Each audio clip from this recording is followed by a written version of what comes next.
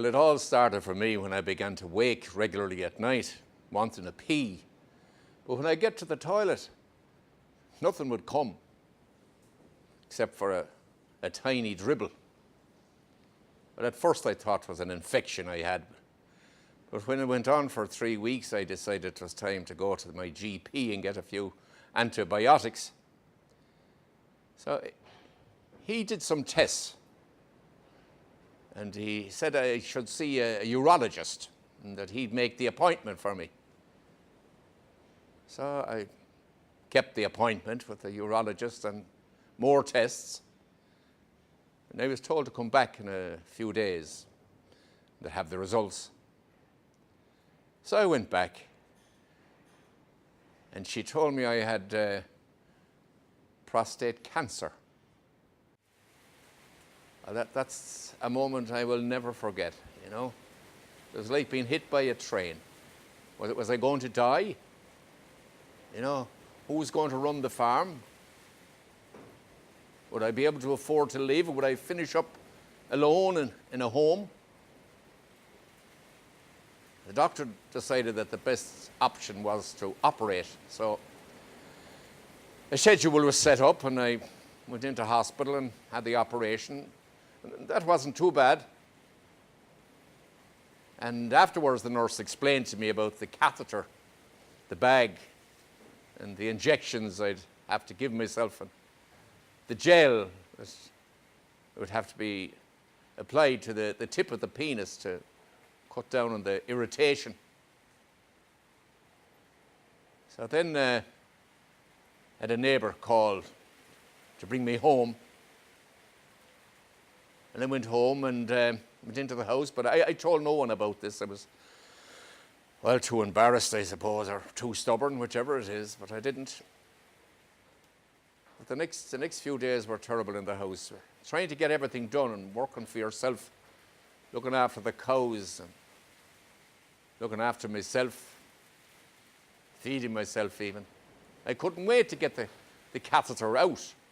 I thought the day would never come when I wouldn't go back to the hospital again.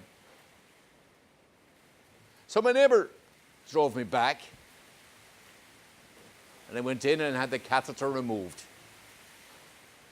And the nurse explained to me that I might suffer incontinence now for a while. And she gave me these nappies to wear. I can still remember coming out of the door of the hospital to my neighbour's car with this big nappy sticking out under my trousers. To make it twice as bad on the way home, I wet myself, and I was terrified in case it would soak through to my neighbour's car on the seat. When we got to my place, I couldn't wait to get out and get into the house. I didn't want to see anybody. I didn't want anything to do with anybody. I wanted to be on my own. I'll never forget that night because I didn't sleep a wink. I wet myself several times, and the embarrassment of the whole thing. I wondered at one stage if I wouldn't have been better off to let the cancer take me. But I stuck it out. A neighbour would call with the groceries and supplies now and again. But apart from that, I was alone. I couldn't go to the pub as I usually did on a Saturday night for a few pints because I was too embarrassed. People were bound to ask questions anyhow. I even gave up going to Mass. So I had no social contact of any description. Things began to improve, certainly, when the district nurse called. She called once a week, and she was a tremendous woman. I couldn't speak highly enough of her. But she first mentioned the support group to me, and that I should join it.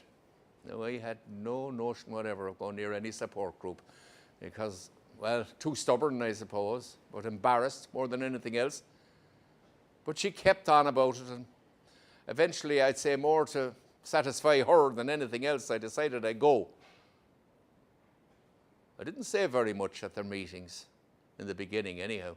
Said nothing at all, in fact, but from listening to them You know, you began to realize that you weren't unique, you weren't alone. There were lots of others who went through even worse than you went through. And gradually you began to realize that this was good for you. And then the physiotherapist arrived and she showed me these pelvic exercises I should do to help control things down below. I didn't want to do them in the beginning, but the lads told me that they were a good idea and they worked for them. So I took it on board and did the exercises. And they did work. And gradually I did get back to myself and I did get control. I began to realize again that life was worth living. And on top of that, I made some fabulous friends. So with these friends in the support group, my good neighbour, the district nurse, and the physiotherapist, you know, life began to have a bit of meaning for me again. And I never look back. I hope I never do.